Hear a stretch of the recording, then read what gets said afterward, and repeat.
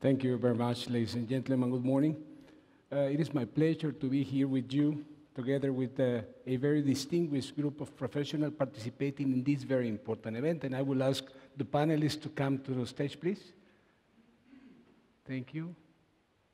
Pekka, Salvatore, Filip, Vincent, and Geoff. Thank you very much. As airlines, we clearly understand the substantial social and economic contribution of air transport. We support dozens of millions of jobs and trillions in economic activity, and we are responsible for carrying approximately 1/3, 35% of world trade by value. Air transport also enables numerous other industries, not least tourism, a key contributor to the development of many emerging economies. And as we evolve into different ways of doing our business, we need to make sure there is a balance that enhances this contribution and does not erode safety and efficiency. And this will require, for sure, very close coordination between all stakeholders to develop an integrated and harmonized system. But it also will require a basic understanding by state authorities as they modernize the regulatory framework to cope with required changes. Of course, it is not difficult to understand and to accept the idea that cooperation and collaboration is one of the main drivers of success in this industry, and I guess everywhere. But why do we still see many examples of states, manufacturers, airlines, airports, and air navigation service providers walking in what appears to be opposite directions? So, fortunately for us and for our peace of mind too, we certainly have excellent examples of things well done when talking about collaboration and partnership in aviation. We can mention the work we do with IATA, with ICAO, as a forum where we do interact with the states and other stakeholders in all aspects of creating and updating global standards and policies for aviation, as well as facilitating their implementation. So in order to analyze these challenges and opportunities, we have invited an important group of experts to listen to their ideas and suggestions about how we can do better in terms of collaboration and partnership in our industry. And I'm going to ask all of them to make an initial intervention about the matter. So it is my pleasure to introduce our first panelist, who is the Director for Aviation in the European Commission, in charge of aviation since October 2017. He joined the European Commission in 1994. He then led the Commission team drafting the treaties for accession of the 12 new European member states. He subsequently became head of unit for aviation policy until his appointment as Director for Aviation. So I would like to welcome Mr. Filip Cornelis. Thank you very much. Filip, please. Thank you. Thank you for inviting me and giving the opportunity to say a few words about what we do at the European Union level on modernizing our approach to safety. We started, I think, more or less 5 years ago with a realization, and I had many discussions at the time, I remember, with my neighbor Pekka, Henttu, of how we would be able to face the future when we see the continuing growth of the sector, when we see the continuing number of technologies, the emergence of new business models, and how, as regulators, we would be able or not able to put behind every operation an inspector and a rule.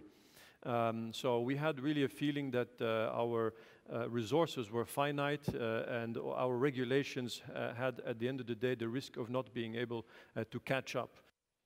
So we needed to then change our approach. That is how we came this September to the entry into force of a basic aviation safety regulation that is commonly referred to as the AeroSpace, but that contains the basic rules of safety policy in Europe. that will allow us in the future, we hope and we expect, to remain an ultra-safe continent in aviation. By doing basically two things: making better use of our available and scarce resources, and secondly, to adopt a better kind of regulations into the future. So let me elaborate in a few words on these two elements. In terms of administrative resources, we are all faced with scarcity in most states, and also even EASA, a net reduction of resources. So we have to work more, first of all, together between regulators. We have put in place new mechanisms to for states and inspectors to share resources between them, or to share resources between member states and EASA.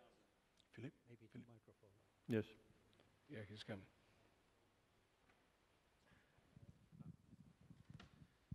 We go to system B. So, which shows that all technology is also often more reliable. Speaking about resources, so we've put in place new mechanisms for member states to work together across borders in terms of regulation and oversight, and also share work with EASA. And so in order to also be able to specialize in some cases, very specialist knowledge is necessary that not everybody can afford, or where it doesn't make sense for everybody to develop. And also we see in Europe, we have many more pan-European companies in the sector, and they will also benefit from having a single oversight authority. So that's one area, one innovation that we have introduced, and that hopefully will be taken up by the industry and by member states in the coming years. And secondly, in terms of the approach to regulation, we have seen the limits to what is generally referred to as prescriptive regulation. Even though it has been very effective in the past, it has come at a high cost, and we believe also is finite, as I was hinting at before. So we concluded that instead of prescribing in all cases the means to achieve a given objective, we should focus on the level of safety to be reached, and then on the outcomes to be achieved by operators. So that means striking a better balance between the level of regulation and the risk acceptance. And starting on that front, what we wanted to do is to have acceptance for the fact that the appetite or the acceptance of safety is not the same for everybody and in all cases. That's how we came to introduce the risk hierarchy into our regulation that will allow making a distinction on the level of regulation that is applied to different cases. It's clear that an innocent passenger flying on one of IATA's member airlines still will be the most protected person, but maybe in areas like general aviation, we can be a little bit more hands-off with people who actually know what they are doing and know the risks that they are taking. So that was not possible in our regulations before, and it will be possible now. Secondly, also to try to move to more performance-based regulation, because first of all, we cannot devise a rule for every possible technology or business model. And also there was a risk of too much a culture of administrative compliance instead of really taking on board a safety culture. That is also an experience that we have from our own oversight activities. It really has to be a good combination of both in practice. So our future rules will be more performance-based, still prescriptive where this is appropriate, but where possible also performance-based. And one example we have already undertaken with the new drones regulation that is not yet adopted formally, but will soon be, the basic rules on drone operations in Europe. It's a new area, so we had the opportunity to test and apply our new concepts. And what we have done there is really start from a risk assessment and say not every drone operation should be treated in the same way. And we should also focus on the actual operation and not just on the vehicle. as perhaps was the approach in the past. So I believe that this operation-centric approach for drones is a real innovation that we are putting in place in Europe, and we will have the possibility to see how it works in the coming years, and then hopefully be able to pass on some of that experience into other areas of regulation. So that's why I wanted to keep it at this point. Thank you, Gilberto. Thank you very much. Our second panelist has worked in the aviation industry for over 40 years, including engineering, commercial, and most notably flight operation roles. And currently he is working for Virgin Atlantic Airways, where he has been since 1989. He has held senior management roles and currently holds the post of Head of Regulatory Affairs Aircraft Operations. Please join me in welcoming Mr. Geoff Clark. Geoff, please. Thank you. If I may stand up. Thank Yes, you. sir. Thank you, Gilberto. I'll stand up and use the lectern if I may, and I'd like to kind of stick to my words as I tried to lay them down. Philip, first of all, before I mention your speech, just want to say thank you for the opportunity to speak and welcome to everybody. And your contact there about performance-based regulation is a perfect segue into what I wanted to say. So, without further ado, is it the future? Is performance-based regulation the future? It's probably fair, I think it's fair to say that airlines and aircraft operators have long been of the opinion that regulation and oversight should not be a one-size-fits-all solution, overseen by the national authority. The differences between aircraft operators can be significant, from the one aircraft air taxi operator to the large major international airline. Common denominators being, of course, that we all operate flying machines for commercial gain. So can we have regulation and oversight that addresses the size and scope of individual businesses and takes on board the risks that are applicable and relevant to a specific operation? Well, the answer appears to be yes, and it's called performance-based regulation, or as some prefer to call it, performance-based oversight, or even risk-based oversight. First of all, my thanks to the Civil Aviation Authority of the UK. I've been involved in a group, which I'll talk about in a minute, but there's a couple of slides here which I think are quite, in a snapshot, quite informative of how this process has been working. Before we move on, I want to also mention prescriptive regulation. Filip just mentioned it in his speech, but do we still need that from an airline perspective? In fact, in some cases, prescriptive regulation or oversight is appropriate and arguably may be more effective. There remains the opportunity, or in some cases the need, to utilize prescriptive measures or processes, and this may be specific to smaller operators who may lack the resources normally available to the larger operators. But some aspects of a large airline's operation may also benefit from prescriptive regulatory oversight, where the flexibility of performance-based measures is unnecessary, not appropriate, or not relevant. We also need to talk a little bit about rules, and in particular proportionate rules.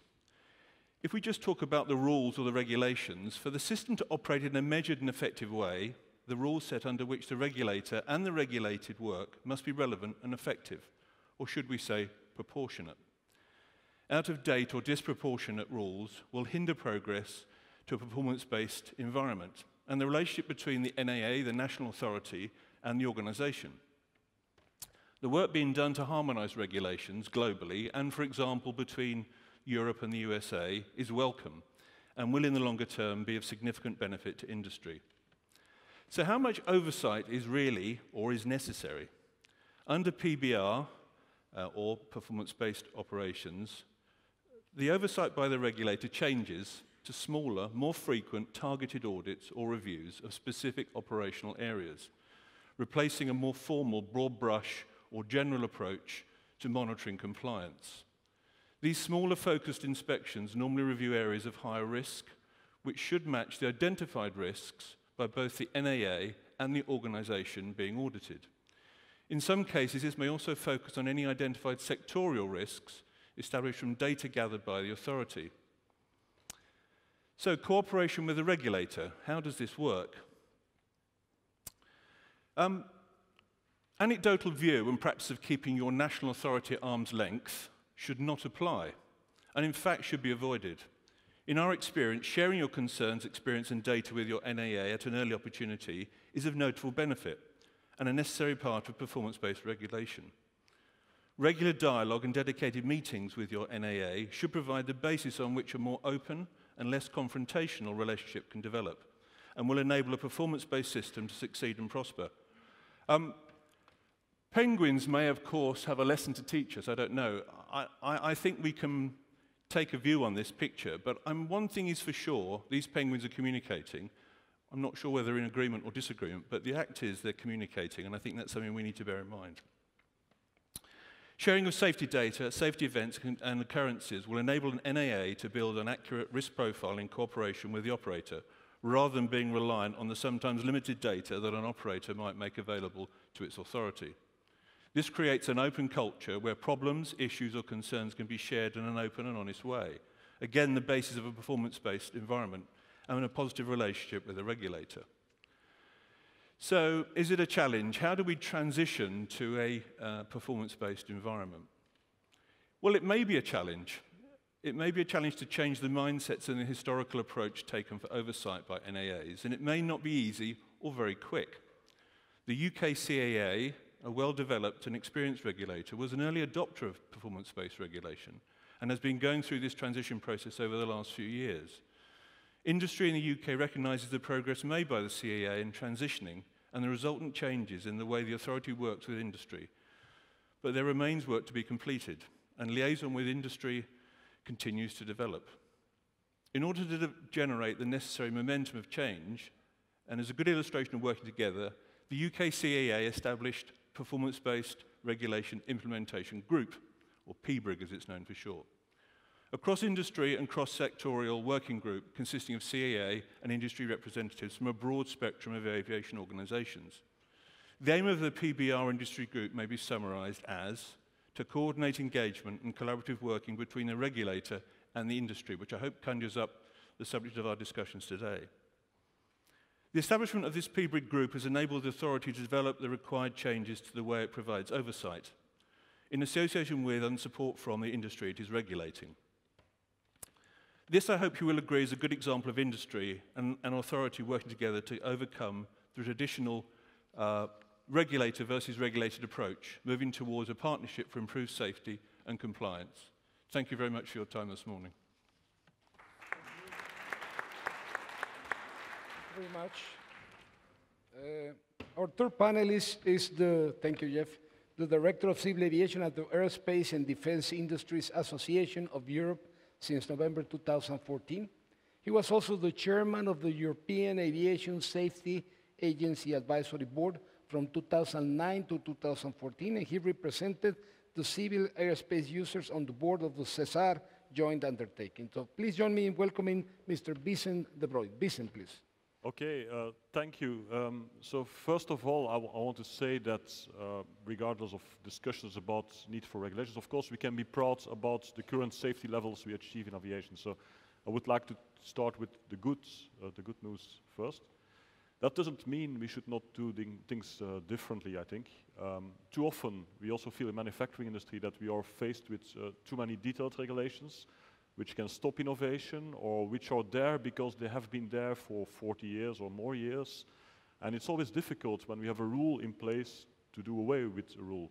Very often we have an accident, so people say we need new rules, so we add new rules. But we also need to think forward and maybe do away with old rules. Especially in the certification of new aircraft and new technologies, we are faced, for example, that we have to do a lot of physical flight tests. Now, today, there are simulation tools available where you can do virtual tests, so you don't have to actually flight test the aircraft. And it's really important that we do away with some of those rules. Secondly, I would like to say that when we innovate as manufacturers, it's of course very long cycles, and sometimes the cycles are also very long because of regulations. Now, I think we will not be able to continue like this because we are really at I would say, the start of a new area for aviation, with a lot of new technologies that will be coming. Artificial intelligence, single pilot operations, new mobility concepts, drones, unmanned aircraft. So If we don't have a flexible but safe framework, we will never be able to implement all this in an efficient manner, and at the end it will also be bad then for the customers, because they will get new technology, but they will not be able to get the full benefits of new technology. What is important in that context is, instead of trying to micromanage everything, like Pekka already said also in the previous panel, is we really need to rely on mature organizations, on industry standards, and of course check whether organizations have the maturity to do the things, work in partnership to move forward. I would like to give you one example, which I think is a good example. We have also for design, manufacturing, production organizations a requirement for safety management systems, and that's very good. We strongly support that. Initially, there was a risk that FAA, EASA, the Canadians, the Brazilians would all start to develop their own detailed rules on how a safety management system for design and manufacturing would be. And of course, for manufacturing industry, which is increasingly global with supply chains that cross national borders, that would have been very bad from an efficiency point of view, but I think it would also have been very bad in the context that we need a consistent approach on safety management. So what did we do? My own organization for Europe, ASD, together with the American AIA, with the Brazilians, with the Canadian Aerospace Industry Association, also with the US General Aviation Manufacturing Association, we took an initiative to start working on industry standards for a safety management system for design, manufacturing, and production and maintenance organizations. So we worked for 3 years very efficiently. So this work was concluded a few months ago. We handed over that standards to EASA, FAA, the Transport Canada, the Brazilian authorities as well. And the positive news is that this now has been accepted as the means of compliance with the safety management system requirements. So I think this is a good example of performance-based regulations relying on industry standards. And of course, IATA also has the IOSA system for airlines, for example. There are so many examples you could give, but I think this is the way forward. We cannot expect our regulators to continue regulating everything into detail. It's not efficient. It's not an efficient use of resources. And I think for safety at the end, it's not good either. I mean, using the example of the road traffic police, the police can easily give fines speeding people on the motorway when there is no traffic, but this will not help road safety. It's the same here.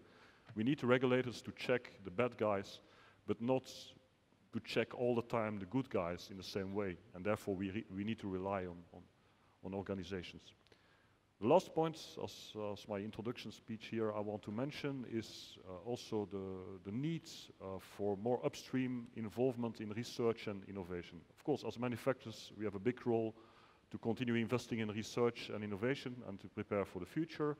We invest around 10% of our turnover into research and innovation.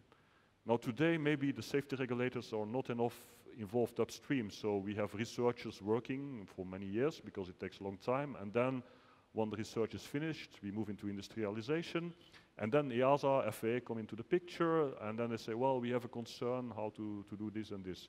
So if we would have more upstream involvement of the likes of EASA into some of the research projects on the new technologies, I think this could also help the understanding from the regulators and maybe have a more efficient way to then introduce those new technologies.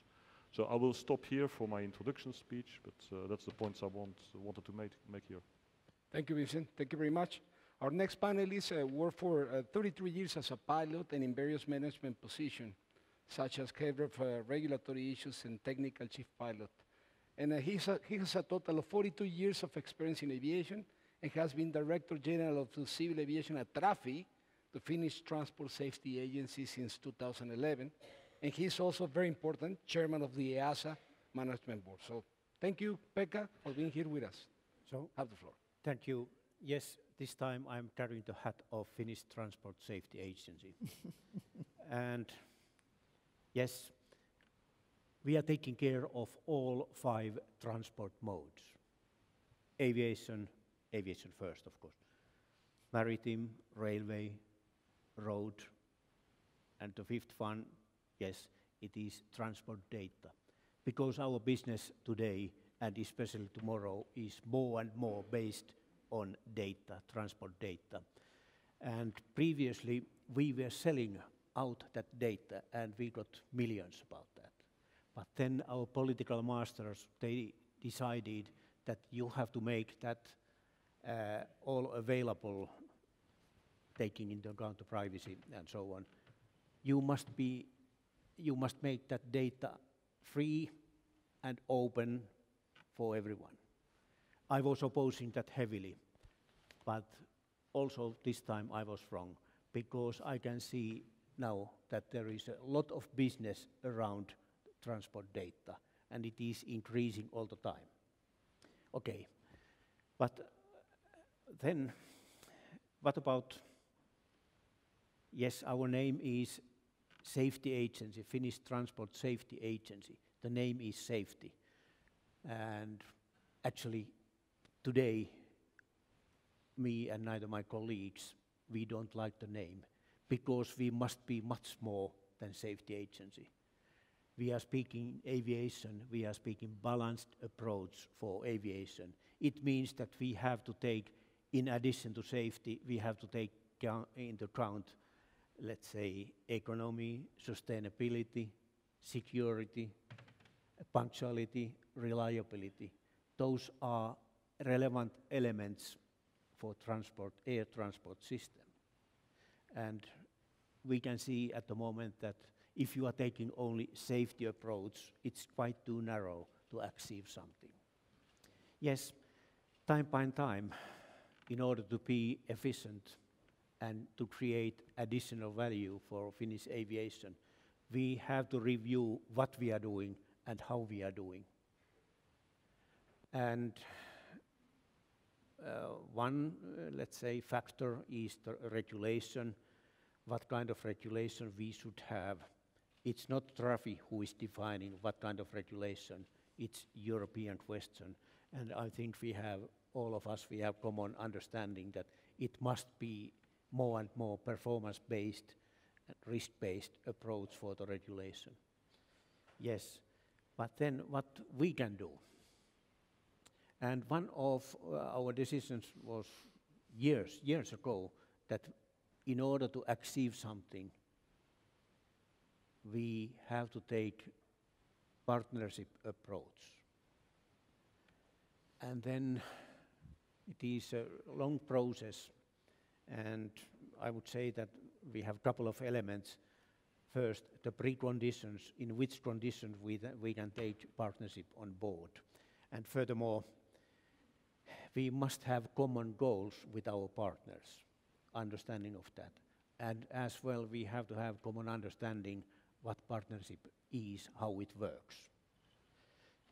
We have had very fruitful experiences. However, last winter, we got quite a lot of criticism from two of our operators. Why was that? Because we started to use performance-based oversight. And let's say, I was rather disappointed. I have to admit that we, the management, failed in the communication to our inspectors, what all this means. And one of my ex-pilot colleague working as an instructor for us, he was saying, Pekka, my TRAFI and your TRAFI is not the same. And yes, it was communication failure. We didn't prepare our people what we would like to see, what kind of oversight we should make. And that was the origin of the conflict with our operators. But now we had a hearing.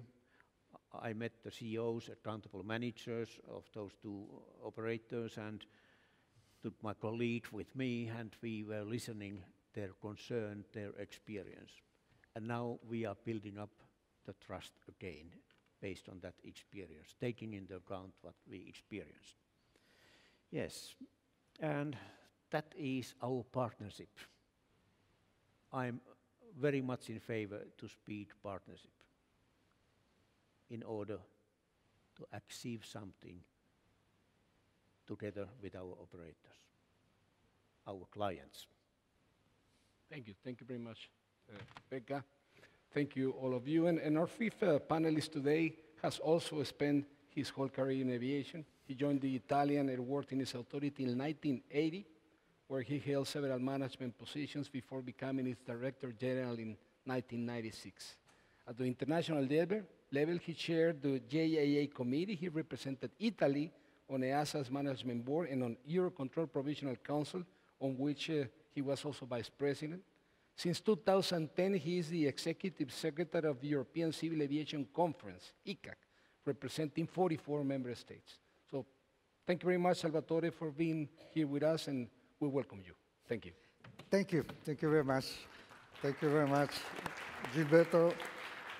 Thank you very much, IATA, for the invitation. I have some slides prepared for you that will offer the opportunity, in my opinion, to make some reflections vis-à-vis what has been discussed in the previous panel regarding the challenges and the innovation that is going to be faced by the worldwide air transport, and the relationship with the ability of regulators of states to cope with these challenges. And first of all, let me say that these slides are not fully new, totally new. For those that have been attending the ICAO Navigation Conference, know that these slides were presented, but I've been authorized to use some of them, because I do believe that they offer very good opportunity to make some reflection on some points. First of all, the growth of transport, the growth of traffic. We know very well what is the forecast, the doubling every 15 years, but I do believe that this slide, that is an historical background, is giving even better the idea how we go and what is the progress, because this historical growth of air transport worldwide gives the indication of how the rate of growth is increasing every 10 years. Notwithstanding there have been some external events that offer the opportunity, let's say, to slow down the traffic, the increase of traffic, but you can see that this had effect in the short term. But in the medium and long term, that's the situation. And again, I want to stress the point that the rate of increase is increasing every 10 years. And this is very important because we'll face, as has been already mentioned in the previous panel, will challenge regulators in order to cope with the ability to sustain the growth with safety and not just safety regulation. Let's remind also that this is a worldwide growth, but we have also to consider that in next years we expect a high rate in areas that have, let's say, less good performances in safety. So this is something that will be challenging as well regarding the ability of the regulators to cope. The list of challenges have been already mentioned before. I want to just to recap, because from one side there is the increase of traffic that will have to be supported, keeping the safety performances as a minimum as they are now. Then there are some issues that are related, first of all, not with new events or new situations. Conflicts is not something totally new, to be frank, but it's something that we know has become in the last years, unfortunately, more demanding, if we can put it this way, to the regulators in order to face this new challenge.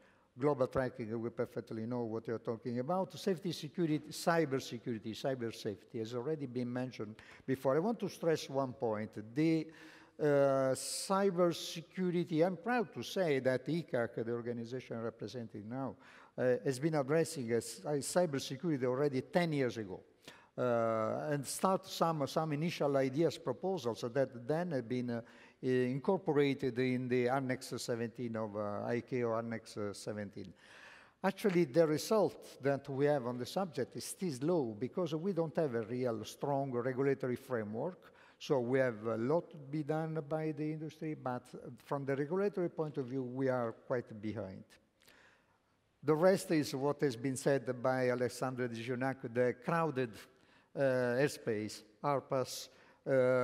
Now there is the new challenge of suborbital transportation, and of course what is next is something that is not fully addressed including the balloons, as has been said, with the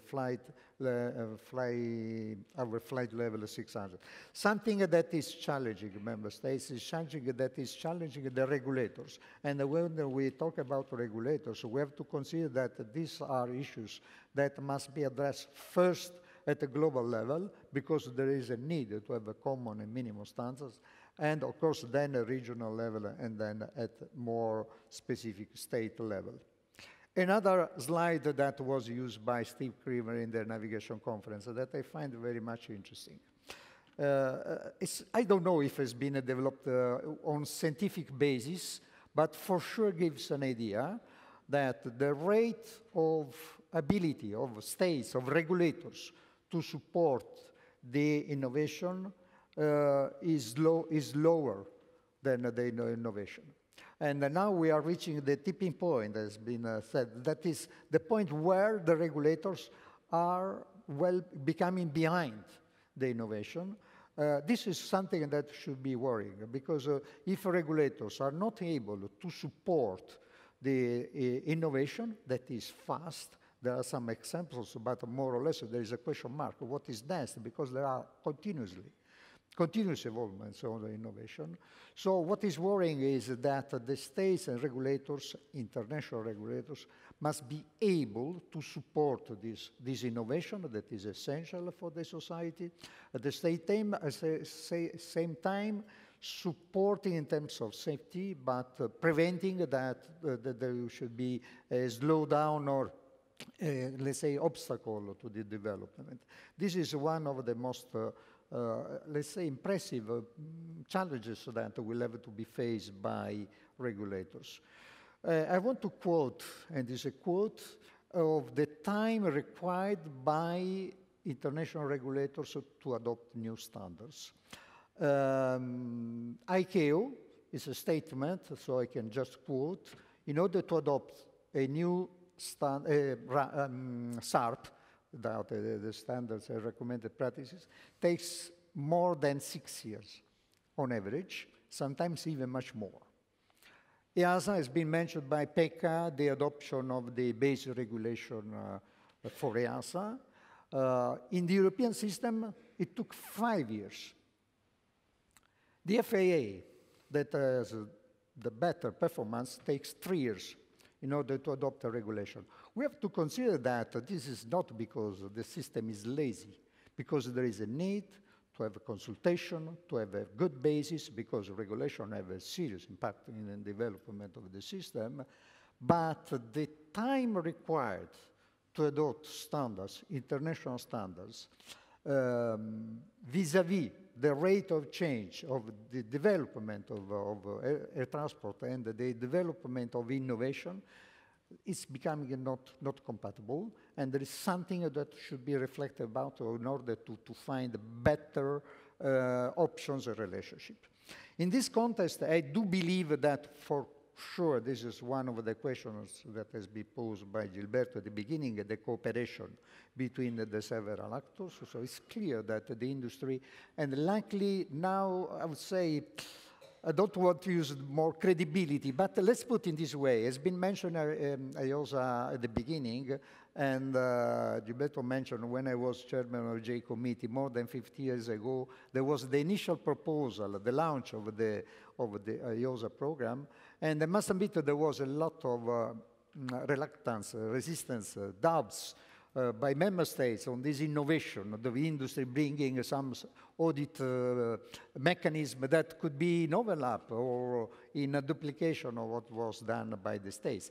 Actually, this has been established, there's been evident that is a very good tool for states as well, not just for the industry, because they can help states to identify where they need to work more, and actually is confirmed by the agreements that have been recently signed by IATA with several states in order to use the IOSA mechanism as in support to the states. As well as ISAGO, I appreciate very much the positive results of ISAGO for the states, because considering in particular that many states don't have regulation on ground handling, technical regulation of ground handling, this is a very good tool in support to member states. So the cooperation between regulators and the industry, and in particular the extensive use of industry standard is one component very important in support. Then I mentioned ICAO subs. Of course, there is a need to change a little bit and to become more efficient, because if from one side it's important to have a good consultation, a good basis for adoption of standards, it's also true that we need a faster reaction by the International Civil Aviation Organization. But at the same time, let's remind that there is a need from ICAO to support the implementation of standards.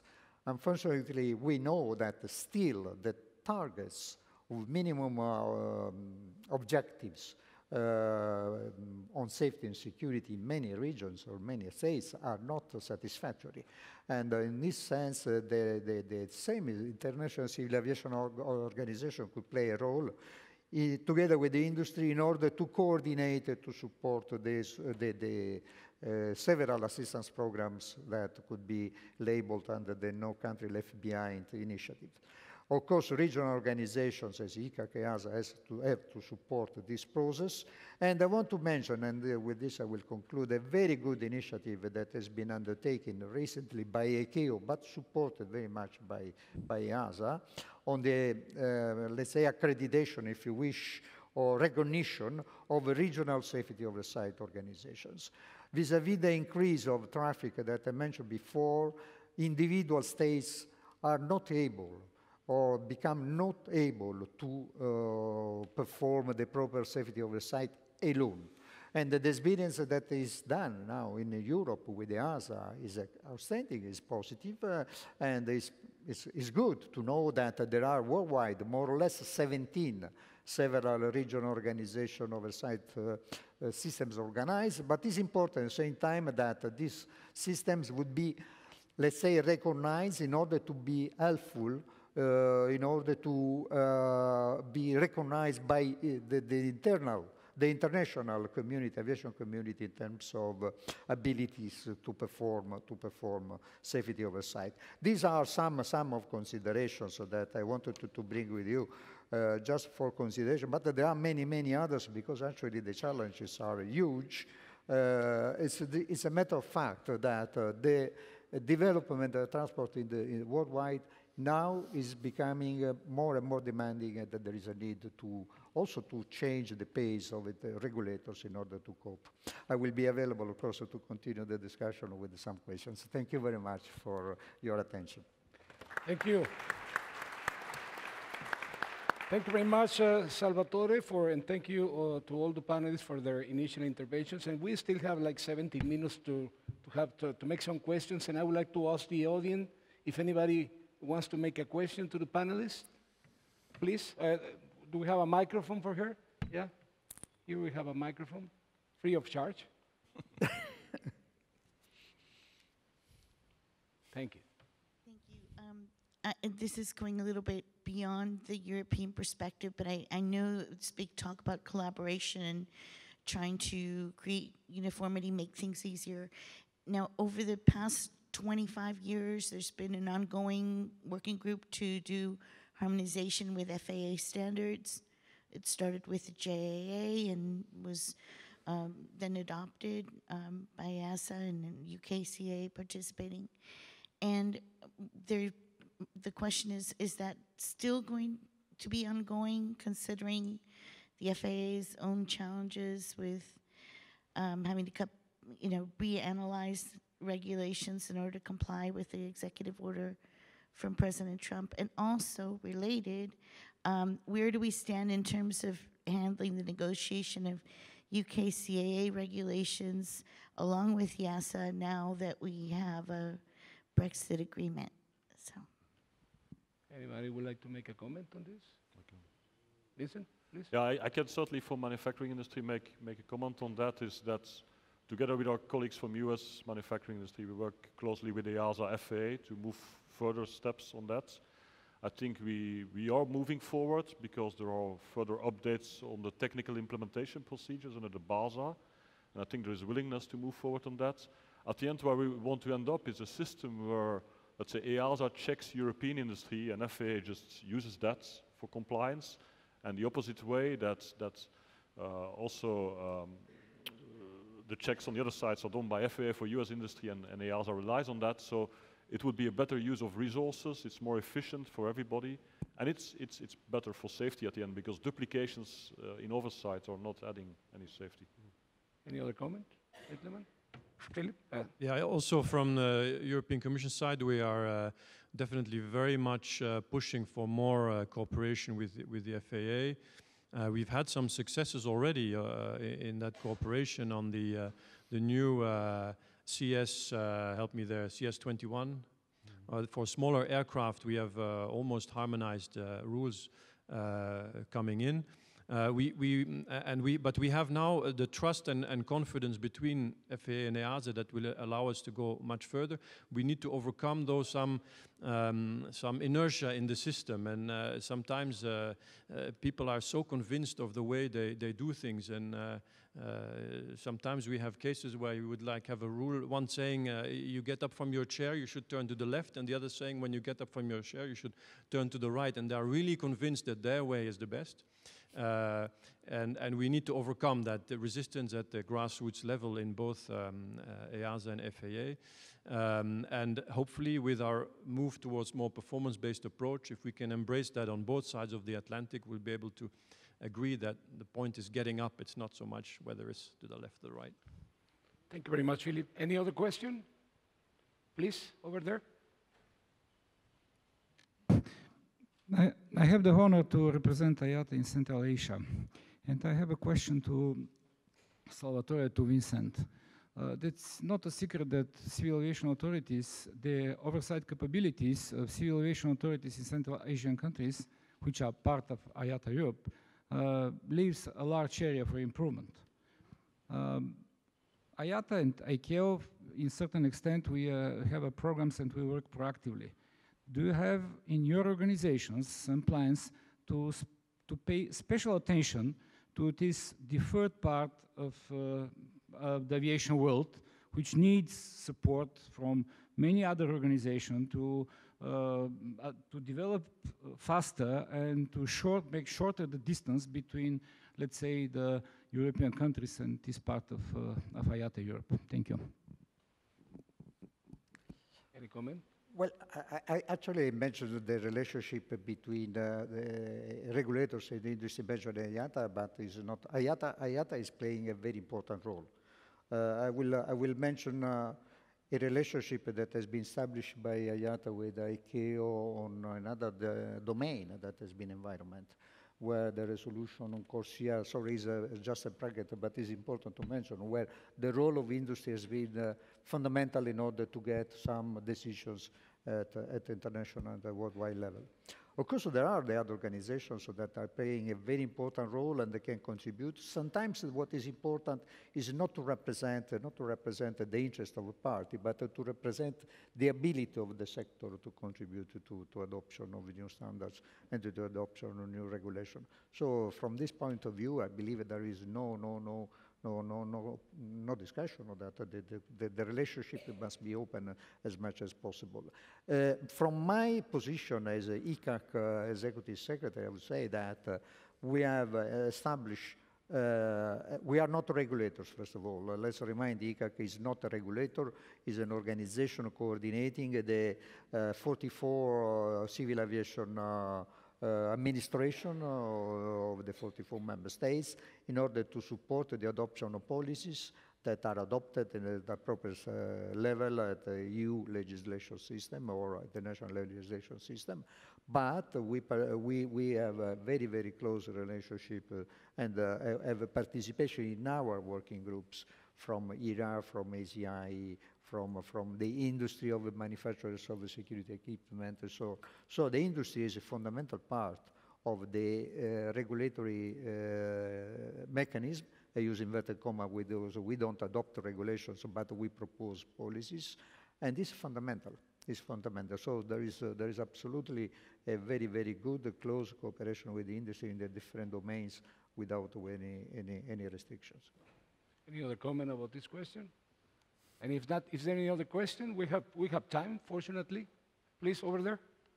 The new ideas you have introduced are fantastic, clearly, but we know it's more easy to add a regulation than to remove a regulation. And definitely it seems that if we go this way, it can be added to the others and not replaced.